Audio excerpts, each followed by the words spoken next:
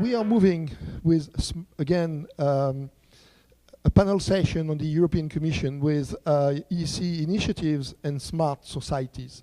So I will ask Sébastien to come along, and the whole team that will be dealing with Sven, Raimund, Jean-Jacques, Manuela, Christopher, please come on board. We managed to catch up on our delays. We were 25 minutes late at the beginning. We managed now to catch up 10 minutes, so hope continue to finish. Raimund will take the lead. Perfect. Please move on to the stage. Thank you.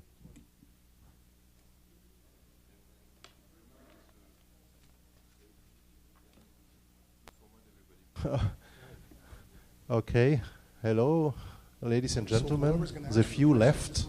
Okay. Sure. Thanks for being with us. Why don't you be the holder of Yeah, All it's right. yes, yes, yes. Okay, so thanks for being here.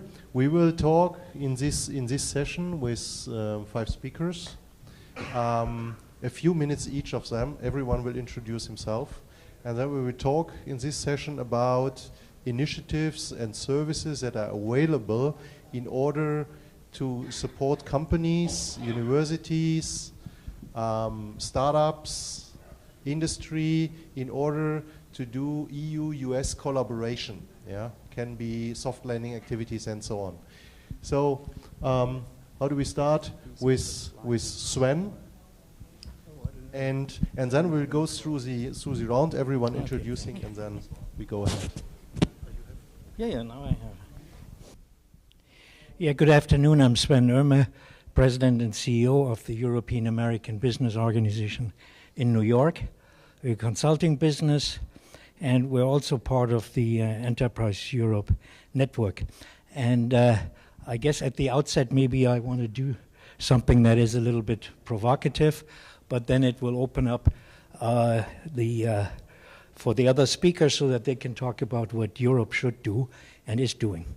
I mean, some of you may be familiar with Ian Bremmer, who's the founder and president of the Eurasia Group based in New York, but they have offices also in Europe.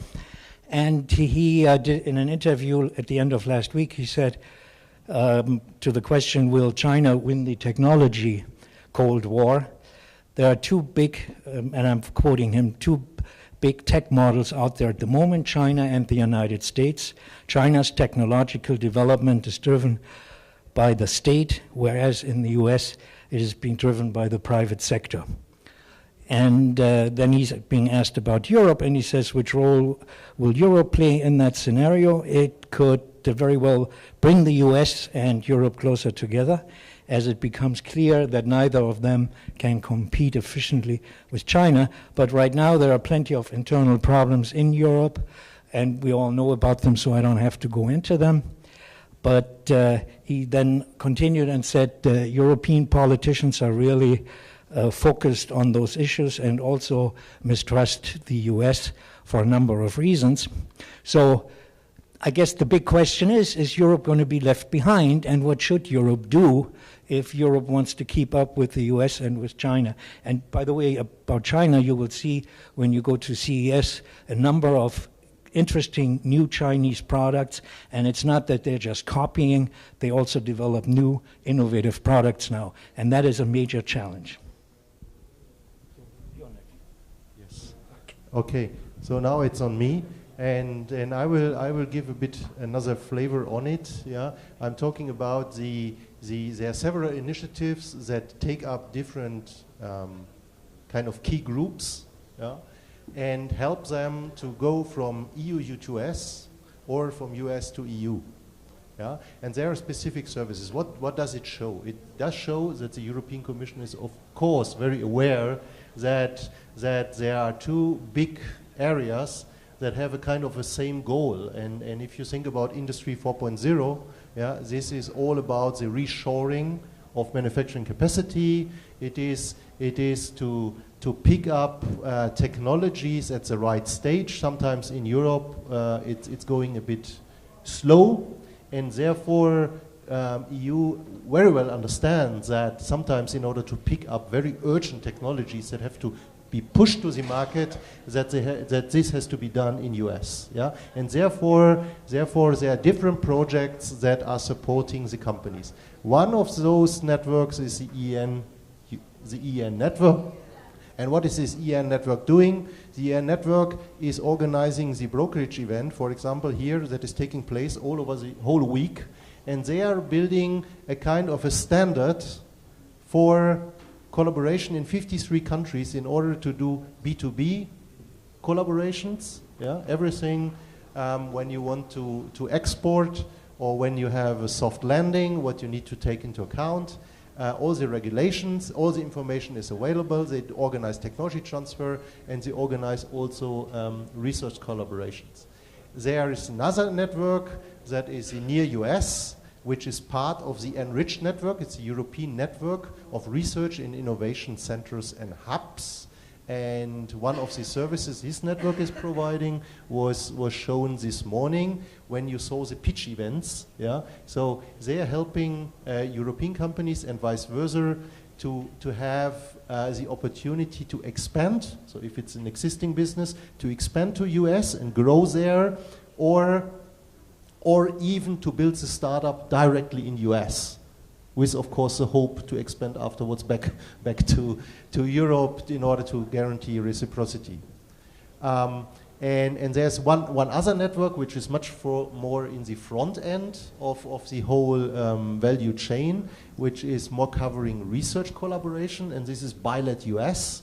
And Bilat US is taking care that you have one place where you can find all the information when you want to work together with, if you are in the EU, that you can collaborate with US researchers, that you know the right program in order to write your proposal, where are the deadlines, and also to influence the policy makers to collaborate with industry and to find the new focus groups. And now I will switch my microphone because to show the other initiatives that we have also coming from US. We'll start? I'll go? Yes. Hello, I'm Cinzia Morisco. I'm here for the Ready to Go project. The Ready to Go project is founded by the European Commission, and it works in strict collaboration with the Enterprise Europe Network as well. The project started in 2016. We selected 80 European companies that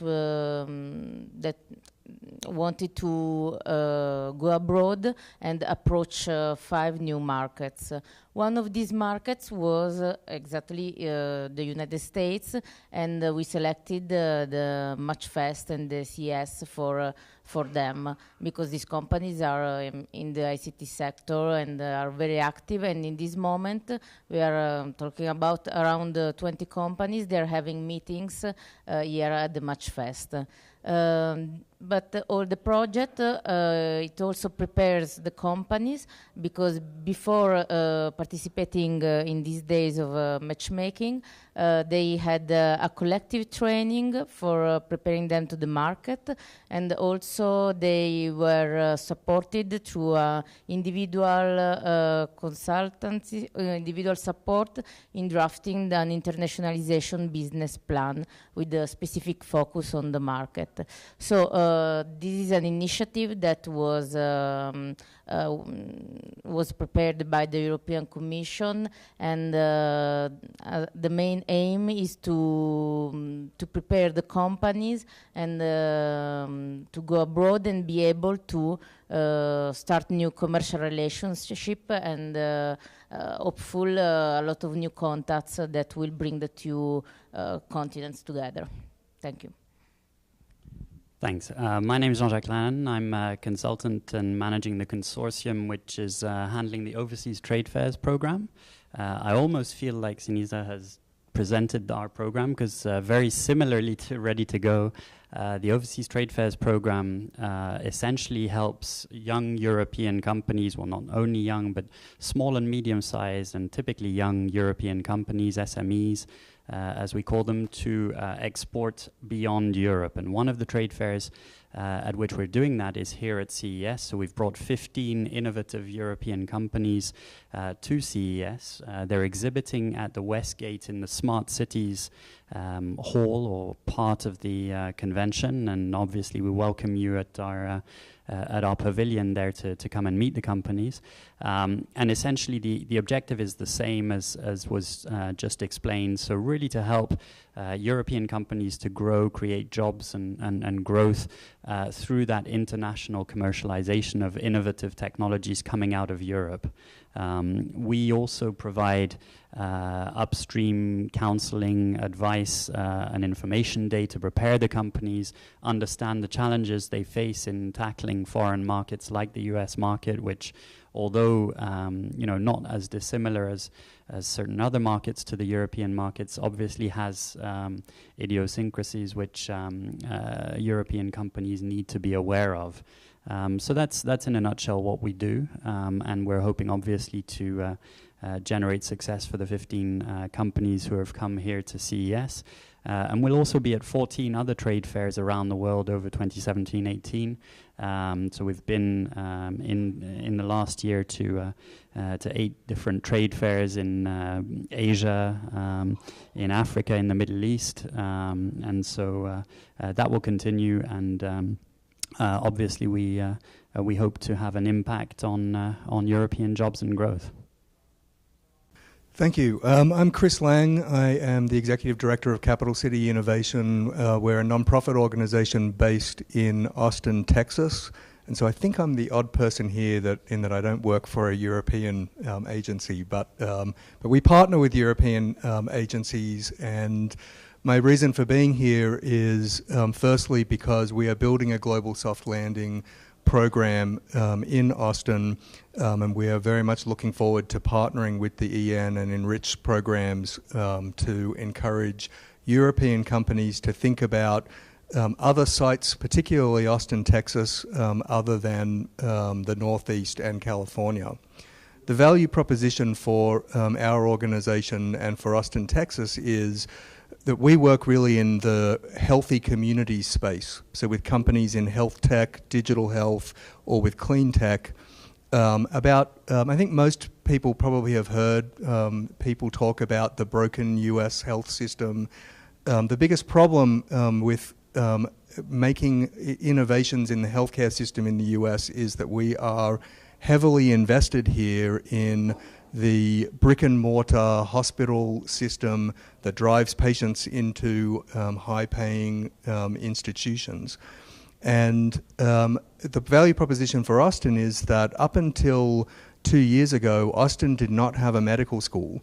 But 2 years ago, the Dell Medical School opened at the University of Texas in Austin. It was the first time that a medical school had opened at a Tier 1 research university in the United States in 50 years. And Dell Medical School partnered with Seton, which is Seton Ascension Health, which is a private healthcare provider that has a national footprint. And they also partnered with Central Health, which is a government insurance organization. So it's one of the few examples of where an academic institution, a private healthcare provider, and an insurance organization have banded together. And they have created Capital City Innovation as a way of attracting companies to come and work with their consortium on innovations that could help to impact the idea of healthy communities in value-based care and in ways that are focused much more on prevention and on patient-oriented care than they are on emergency rooms and intensive care. So our simple message to companies is, if you have an innovation that you think could impact the way in which care is provided or healthy communities are approached, then you need to be in Austin. And I'm looking forward to hopefully seeing lots of European companies there in the future. Okay. Thanks a lot. Just one clarification, because he said you're the only one that is not from EU institutions. Yeah, I have to correct that, because we are all from private companies. Yeah, and we are engaged in this business because we are convinced, or we are authorized on behalf of the European Commission in order to run their programs as a private company. I think this is a call for tender principle. Yeah. And it works very well. Yeah, it's much better to let the private company execute a program than an agency. Yeah, I'm pretty convinced on that one. And we are executing these programs. And I think what is needed. Yeah, when I hear about these programs, yeah, I did know all of the programs. Yeah, thanks God. Yeah, but I think what we need to carry to the group of people is that we have to give them the compass in order to navigate through and to understand better what they can get from whom, and we need to know each other, and we have to have a better signposting process at our level of service providers in order to help the community. I talk to a lot of people outside there, and you ask them, do you know, for example, Enterprise Europe Network? Yes, I know they do the pitch events. Yeah, doesn't matter. They know they do a service. Yeah, but then we have to help them to find the compass, or we have to be their compass in order to navigate through the programs. Yeah. You want to add something, or? We are just 4 minutes. Yeah, okay, we have 2 minutes more. Yeah, you want to add something? You're fine? Yeah. So I think let me just add one thing, because we have given these 2 minutes. Yeah, I think what is important in all these service areas is that we start to standardize our services and better collaborate on that.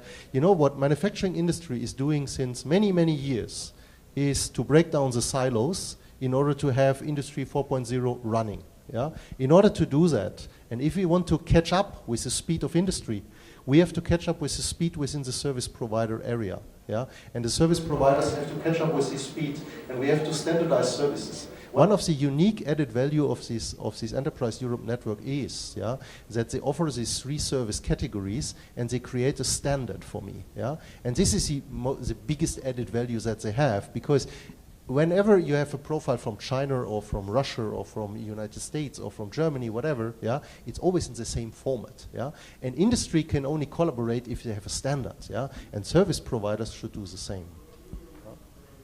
And with that, if there are no questions, I would close this session and ask for the next speaker. Thanks for your attention. Thanks. Thank you.